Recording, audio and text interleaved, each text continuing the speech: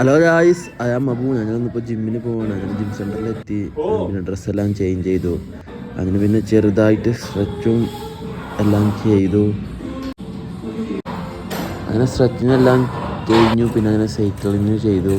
പിന്നെ ഇന്ന് full lower ബോഡിയാണ് ചെയ്യുന്നത്. ഇവനാണ് സാജിദ്.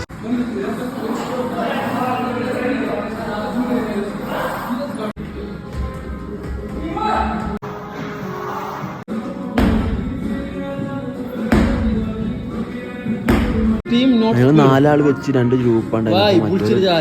തീരെ സ്പീഡില്ല. അപ്പോൾ അത് പറയാണ്ടായിരുന്നു.